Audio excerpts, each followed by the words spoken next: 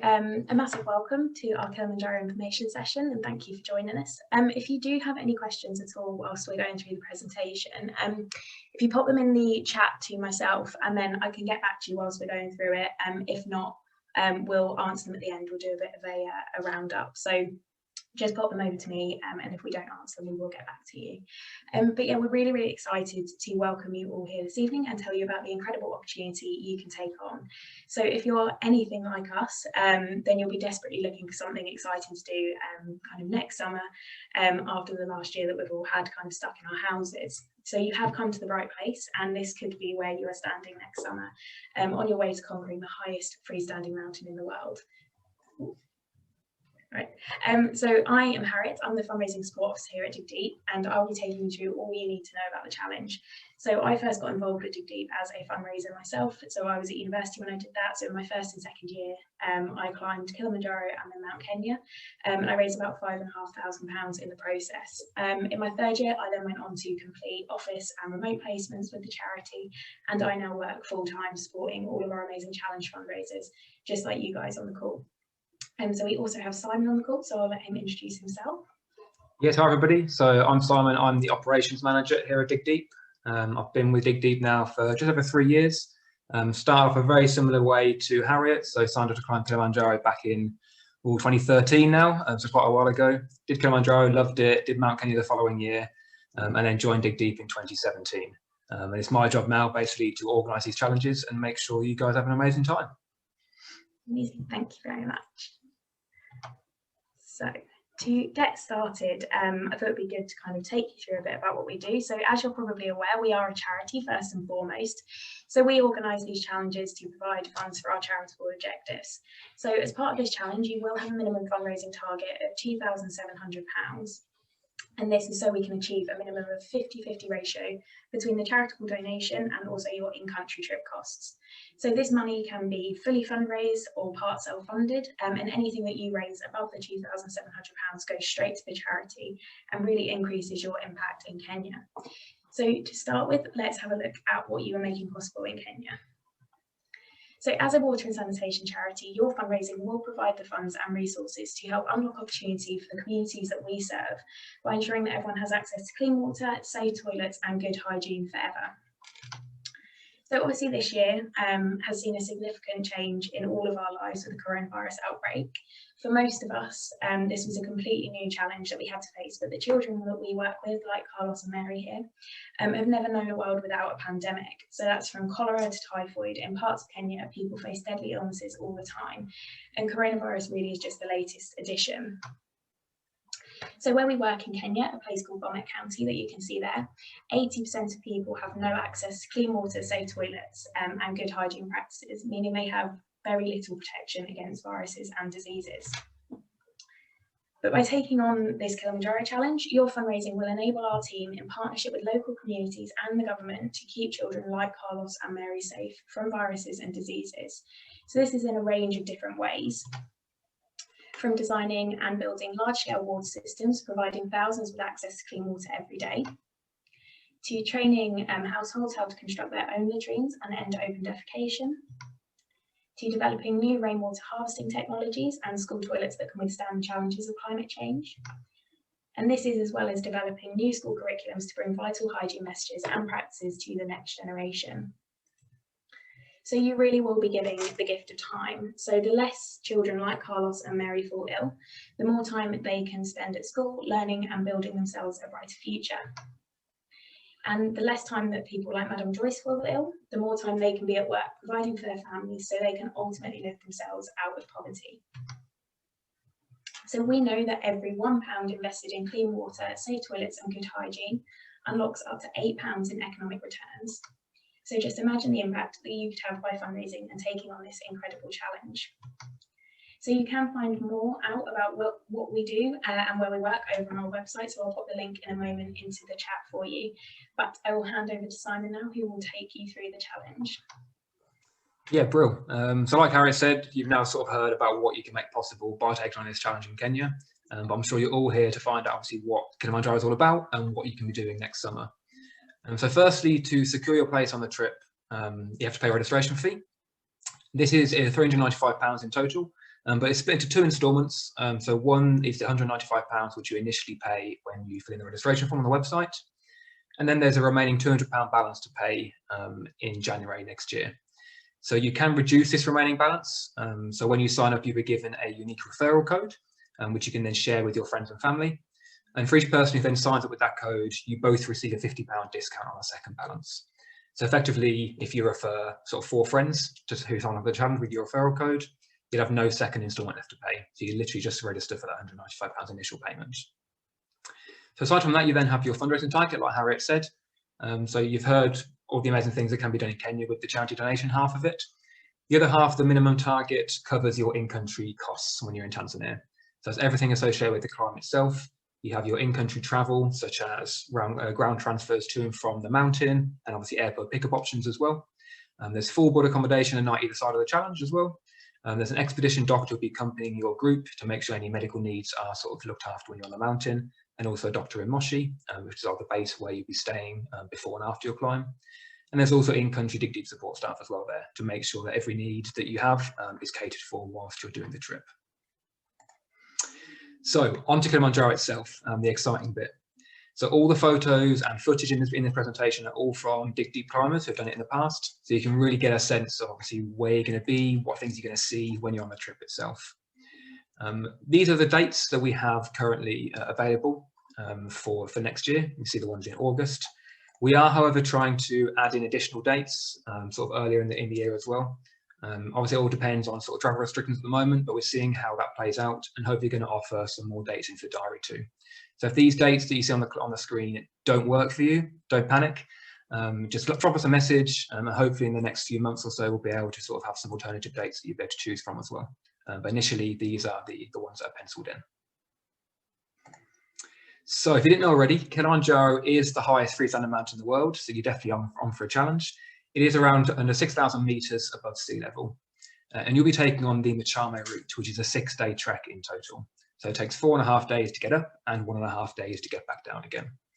And you'll start off in this luscious rainforest, and so there's teeming with wildlife, there's monkeys in the trees, and there's also loads of native plants, which the guide will be pointing out to you, which are only found on Kilimanjaro.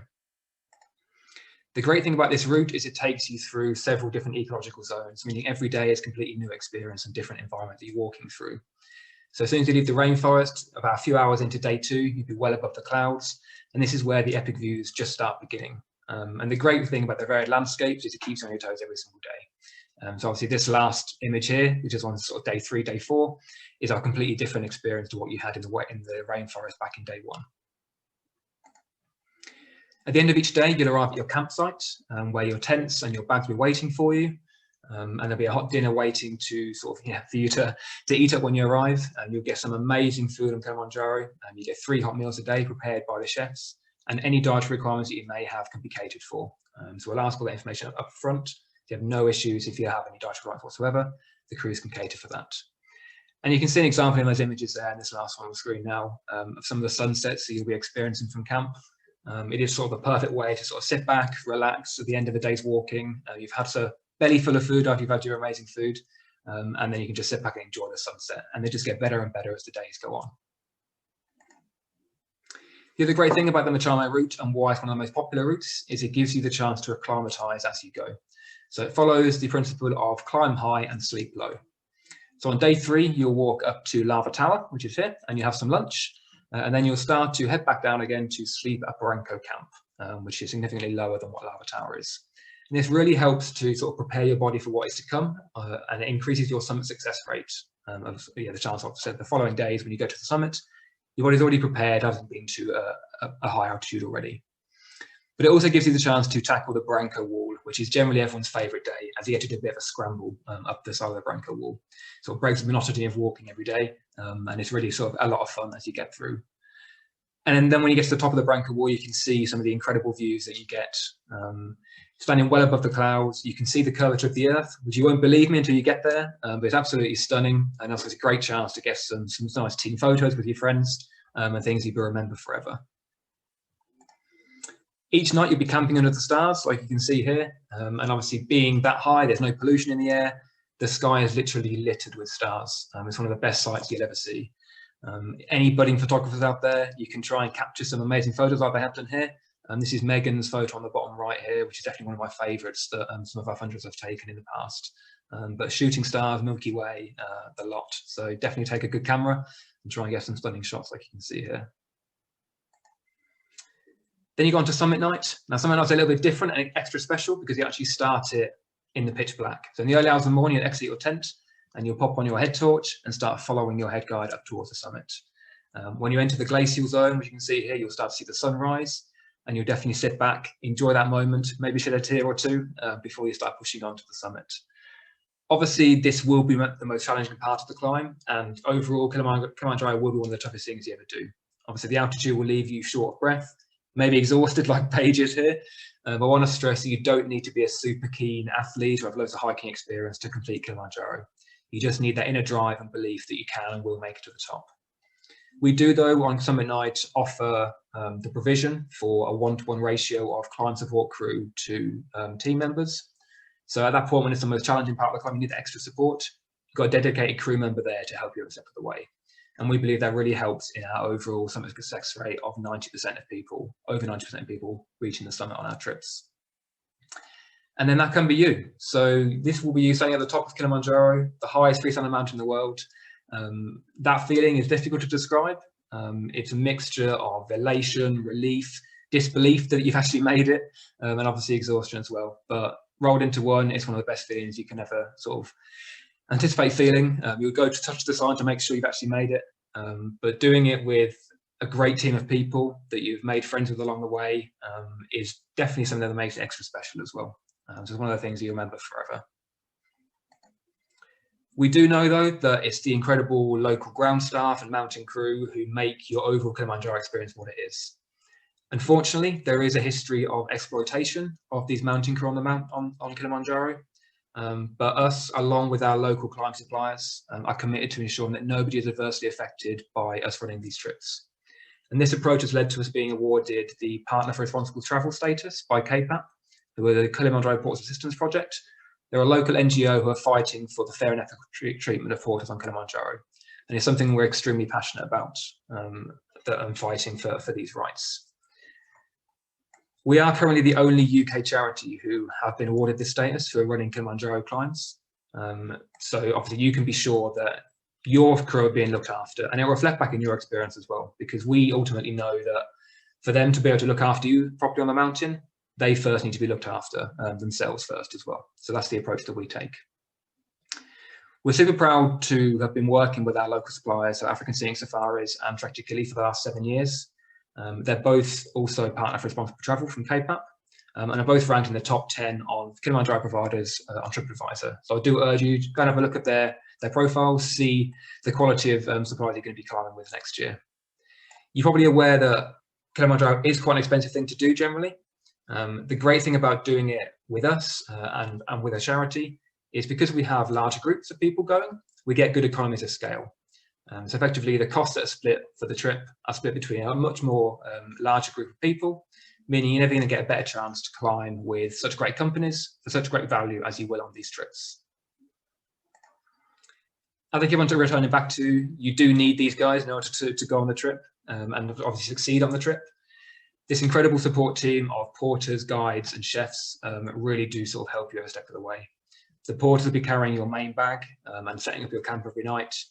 Your chefs will be preparing some amazing food, and obviously your guides will be there with you every step of the way. Now these guides are they're specialised mountain leaders, qualified.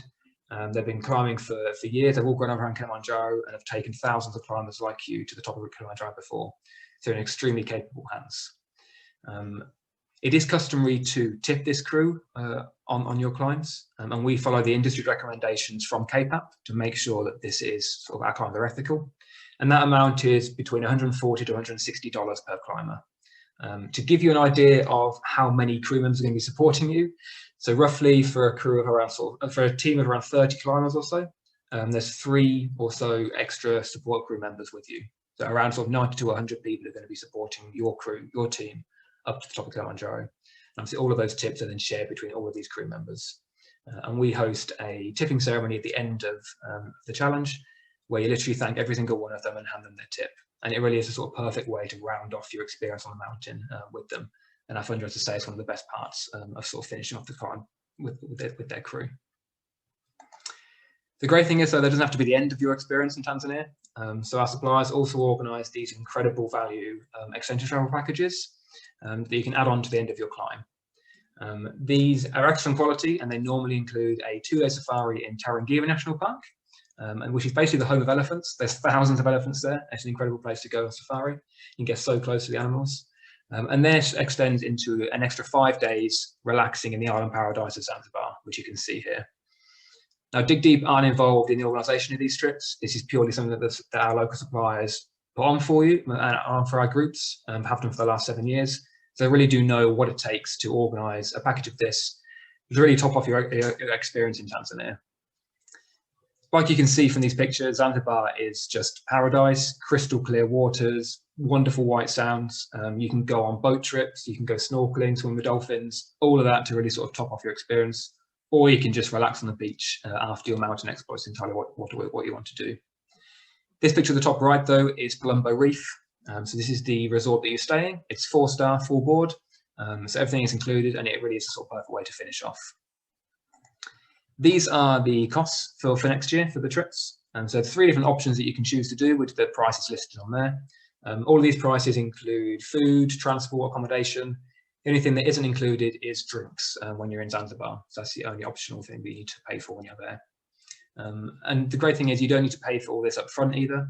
So our suppliers just ask for a $200 deposit to secure your place, which is around sort of May time that is payable for. And then after that, you just pay the remaining balance when you get to Tanzania itself.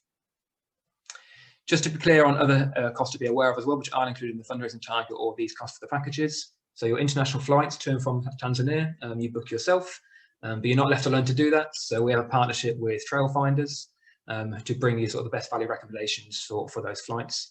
And we'll release those with the trip dates in December when the registrations have closed, and we allocate the groups to trip dates. They also offer the option to book by deposit, so around £100 to pay for your flight to secure your seat. Then you can pay the remaining balance of that off in instalments throughout the year. So again, don't need to have that money up front, which is a great thing.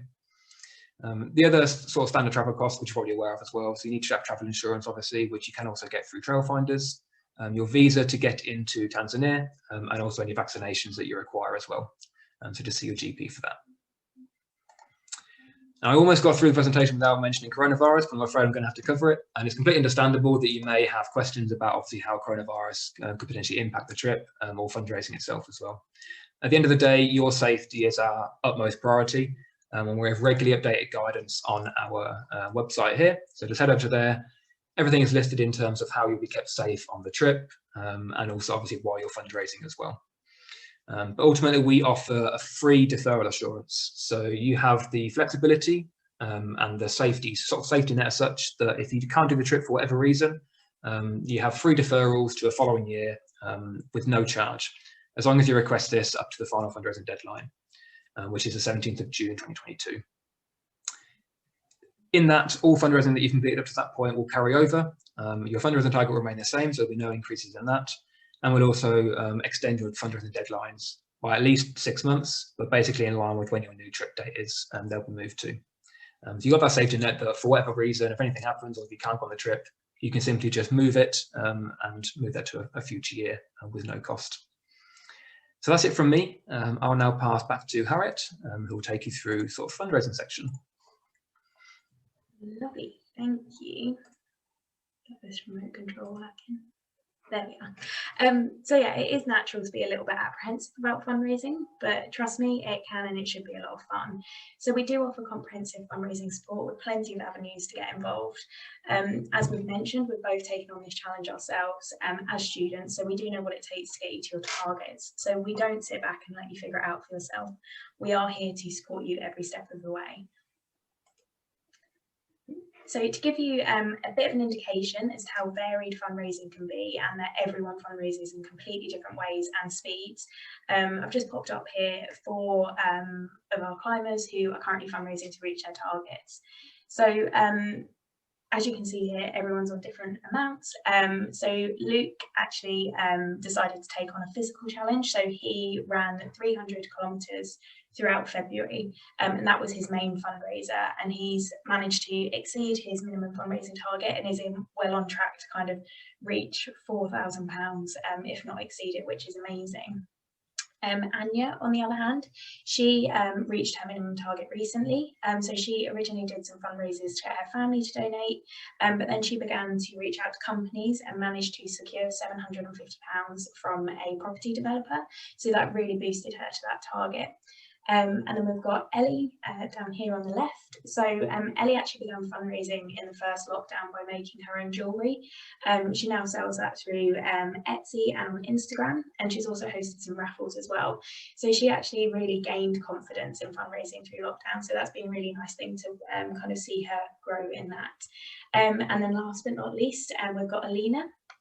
So, so far, Alina's raised most of her money just by selling items through eBay and Facebook selling sites. So when you look on her fundraising page, it's kind of things like she sold rugby balls, wardrobes, plant cuttings, dolls' houses. It's just a really odd mix, but it's because she basically reached out to people and asked them if they were getting rid of anything, would they mind if she sold it for her fundraising. Last week as well, she also hosted a birthday fundraiser on Facebook, and she raised £150 in just a couple of days, which is still running. So that's just a quick overview to show you how varied fundraising is, and that everyone does it at different speeds and methods.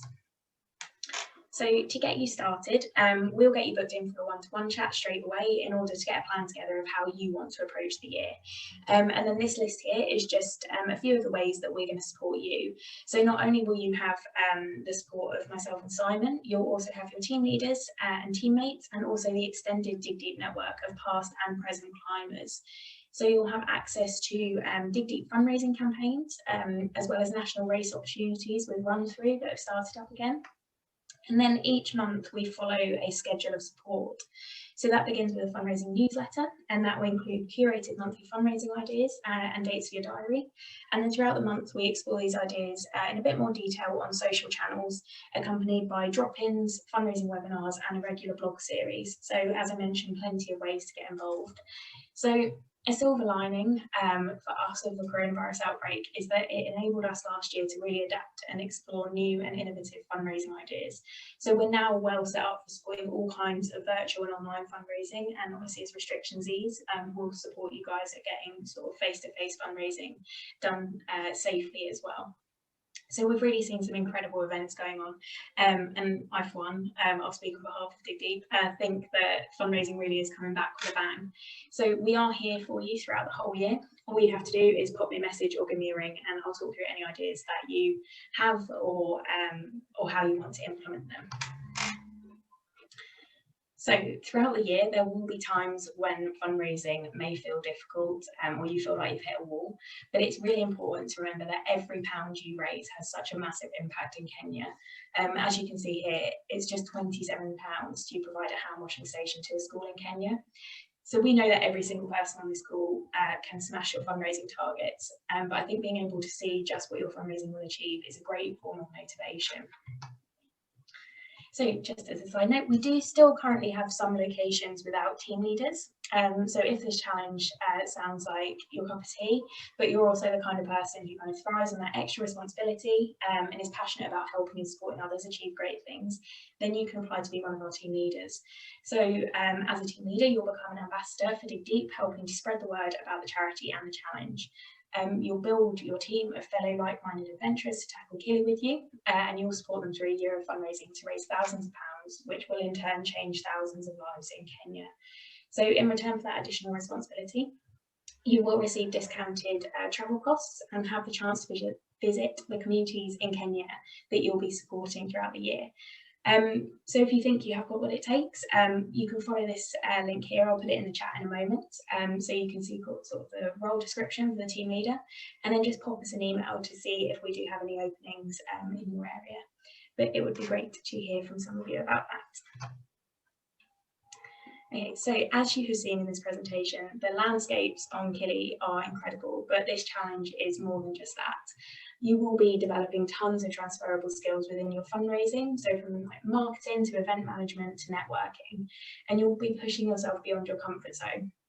So physically and mentally, the climb will test you, but from the moment you sign up to the climb and go on extension travel, complete with your fundraising and everything, you'll be alongside incredible teams of people. And it's those experiences that will aid you in the future, both in personal and professional contexts. So we both completed this challenge as student fundraisers. And again, I'm going to speak on behalf of Simon, but we can say hand on heart that it really was a life-changing experience. So that rounds up our presentation. But if you haven't filled out the form yet to register your attendance at this session, please do. Again, I'll post it in the chat in a moment as a reminder. But if you're ready and raring to go, you can follow the link at the bottom to sign up to the challenge. But thank you for watching. We hope it has given you a taste of what you could be experiencing in 2022. But Simon and I are going to stay on the call. So if anyone has any questions at all, please feel free to ask them. I think you can raise your hand. If not, put them in the chat and we can answer them out loud. Thank you. Okay, so how fit do you need to be to make the climb? Simon, do you want to take that one?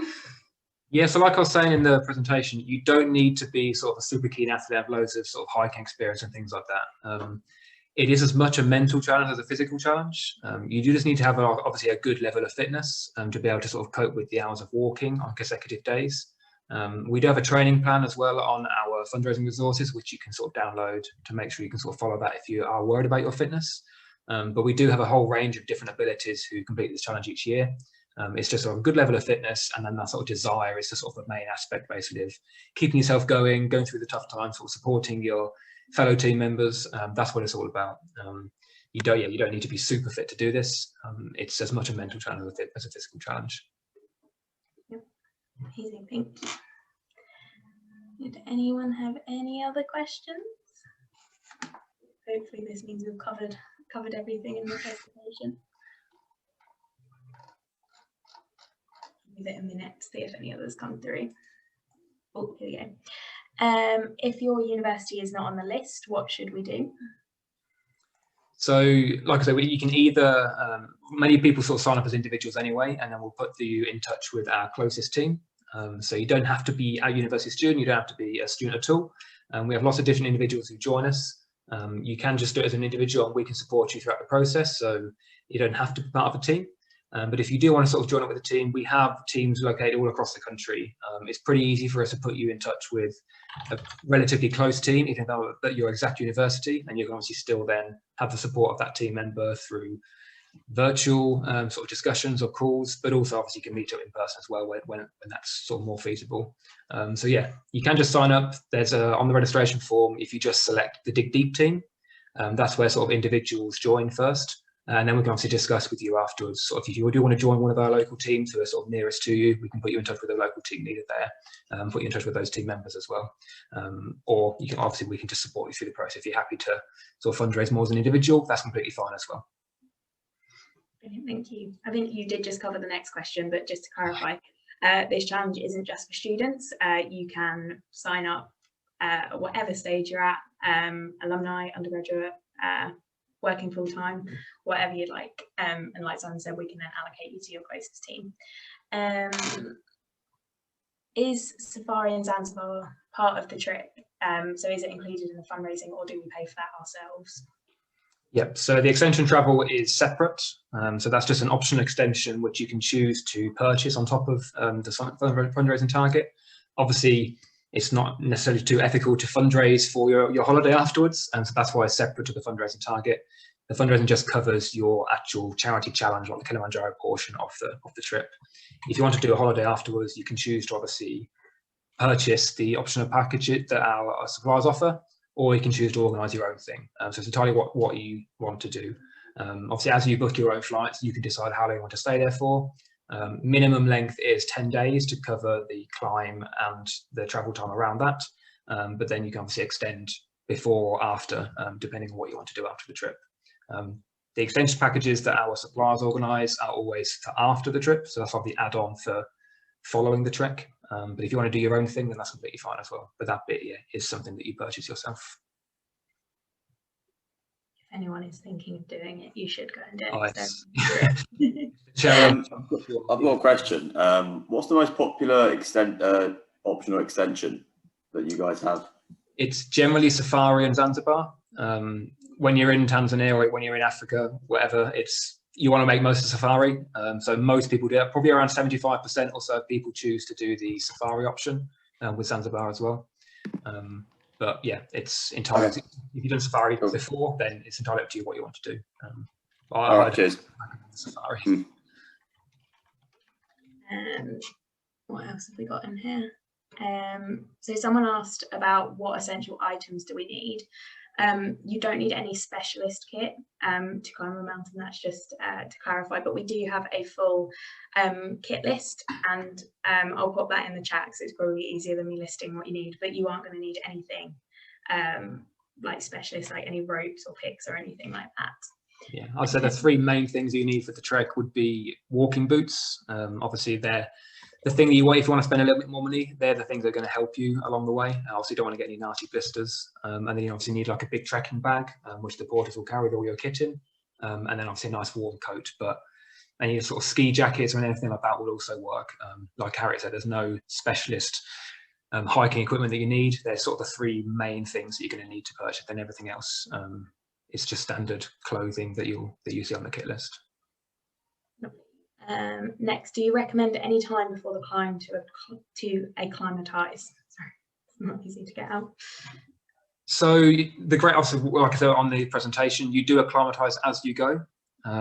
So Moshi Way, you'll stay beforehand. So you stay there for a day before. That's also a period of acclimatisation. When you land, you don't climb until the following day. So you've got another day to acclimatise, and then obviously you take a steady route up, which is the great thing about the Machamo route. So there's no further period of acclimatization needed. If you did obviously want to fly out a couple of days earlier and obviously then get used to the environment before you do that, then that's completely fine. But it's not something that we see is recommended or needed. It's just sort of your choice, basically, if you feel that you want to do that. Just me trying to keep up. I might know some people from other universities who will be interested in the trip. Would I just send them the sign up link if they decided they wanted to join too? Yep, so that's completely fine. You can use your referral code, obviously, if you sign up, and then you can refer them. Or you recommend if you want to obviously climb with them. We do put people into teams and climb dates depending on what team they're with. So the best thing is if they sign up, don't necessarily select their university that they're at. If they select the same university or same team that you choose, that's the best way in which we can make sure that you're on the same team then. So you can share the link with them, share your referral code, and tell them to select the same team that you do. Perfect. I think that also covers the next question that was on here. I know someone who's already signed up to do this next year and I'd like to do it with them. How can I make sure we're in the same climb group? Yeah, same thing. So obviously get their referral code off them. Make sure you put that in so you get the discount, and then obviously select the same team as what they signed up to. Perfect. I think I'm just going to make sure I didn't miss anything. Where can we find the recording of the session? If you just make sure you fill out this form to register your attendance, we will then pop you over an email with the recording so you can all rewatch it. It'll probably be tomorrow by the time we get the recording sort of downloaded and sent over across. So yeah, expect an email tomorrow with the recording in it. I think then that was everything. If I've missed anyone's question, you can re-pop it in the chat and I can ask it before we finish. Give 2 minutes just in case.